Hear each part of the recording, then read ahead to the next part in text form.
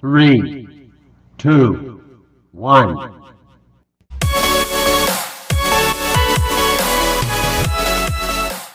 Hai, Assalamualaikum warahmatullahi wabarakatuh dan selamat pagi. Salam sejahtera. Hai, saya Aila Izzati binti Muhammad Sulaiman. Hari ini saya akan memberikan beberapa cadangan aktiviti yang boleh kita lakukan sebagai guru prasekolah untuk meningkatkan perkembangan sosio-emosi kanak-kanak. Dan yang terutamanya dari peringkat prasekolah lah, sebab saya pun guru prasekolah. Baiklah, apakah yang dimaksudkan dengan sosial? Baiklah, perkembangan sosial ini adalah proses kanak-kanak untuk belajar berinteraksi dengan orang lain di sekeliling mereka. Itu adalah maksud sosial. Dan apa pula maksud emosi? Emosi ini adalah melibatkan kanak-kanak untuk memahami perasaan sendiri, mengurus perasaan dia dan mengawal perasaan dia serta memahami emosi orang lain di sekeliling dia. Kenapa pentingnya memahami emosi ni, mengawal emosi ni semua kan? Baiklah, kepentingannya adalah sebab emosi ni kita akan gunakan, kanak-kanak akan gunakan dalam berkomunikasi dengan orang lain, berhubung dengan orang lain, mempengaruhi perkembangan kognitif dia dan juga menentukan kesejahteraan hidupnya. Baiklah, dalam perkembangan sosial emosi ini, mereka akan membentuk interaksi dengan orang lain dengan membezakan, boleh menghargai diri sendirilah, membantu kanak-kanak ni menghargai diri mereka dan juga orang-orang di sekeliling mereka, dan juga boleh membantu kanak-kanak untuk memahami peraturan, norma hidup, budaya, adat resam yang terdapat di sekeliling mereka. Baiklah, seterusnya saya akan teruskan lagi. Dalam proses ini mereka akan memperoleh kemahiran komunikasi dan memproses tindakan mereka. Signifikannya bagaimana kanak-kanak ni membina persahabatan dengan berinteraksi dengan orang adalah dengan memahami emosi dirinya dan orang lain dengan cara meluahkan perasaan dia. Macam mana kita, maksudnya aktiviti yang saya akan tunjukkan ni, dia akan membantu kanak-kanak ni untuk cara mengekspresikan emosi dia dengan yang betul lah, macam bukan dengan secara agresif ataupun melulu. Maksudnya bila kita ada sesuatu macam perasaan tu, gembira ke, sedih ataupun marah, kita ada caranya yang sepatutnya kanak-kanak ni lakukan untuk meluahkan perasaan dia dengan betul. Baiklah, kita tengok pada contoh-contoh aktiviti. Baiklah, contoh-contoh aktivitinya adalah yang pertama, kita selalu buat dekat tadika, dekat prasekolah, iaitu menyambut hari jadi. Menyambut hari jadi, sambutan hari jadi. Sambutan hari jadi ni walaupun kita nampak macam mudah, simple, macam bestnya, seronoknya macam bermain-main potong kek je kan. Tapi sebenarnya aktiviti ni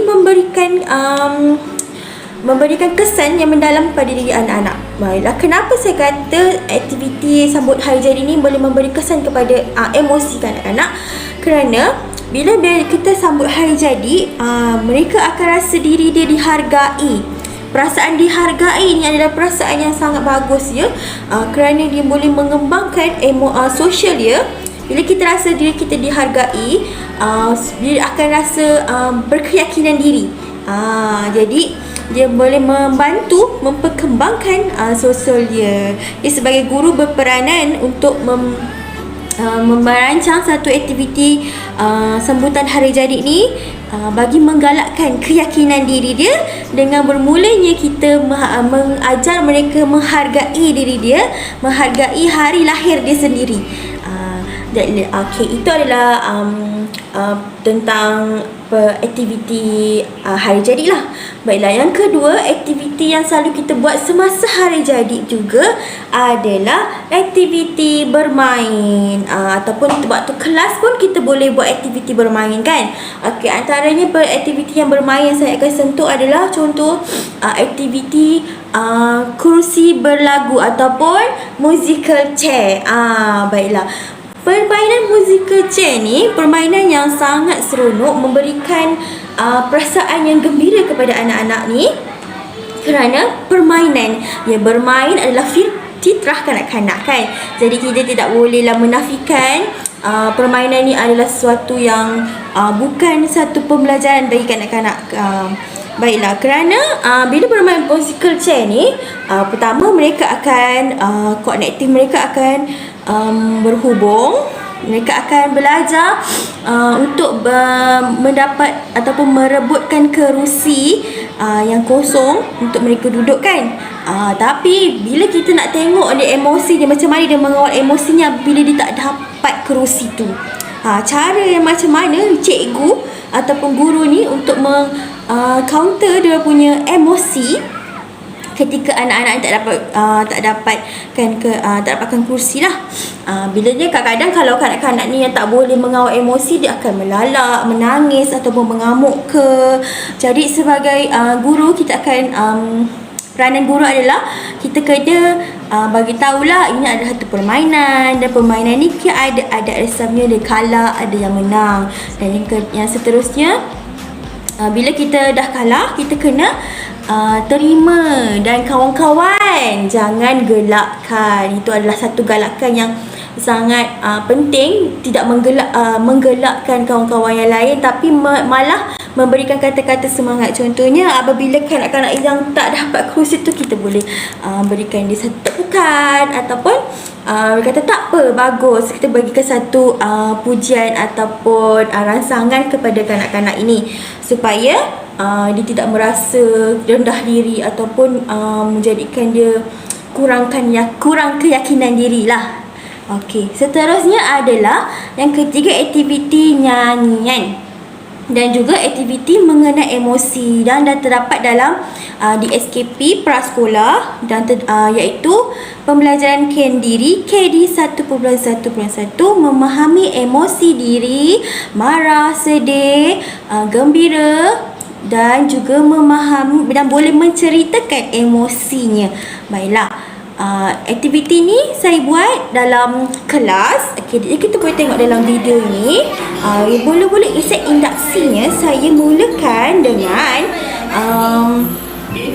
dengan nyanyian lagu emosi dalam bahasa Inggeris, iaitu if you happy, you clap your hand, if you angry you stomp your feet, if you scared you say oh no. Dan dalam emosi ni kita boleh tengok apa tindakan kanak-kanak. Dan bila nyanyi ni, kanak-kanak mesti akan berasa gembira. Jadi emosi mereka pada masa tu untuk belajar sangat gembira, dan kita boleh mulakanlah pembelajaran kita.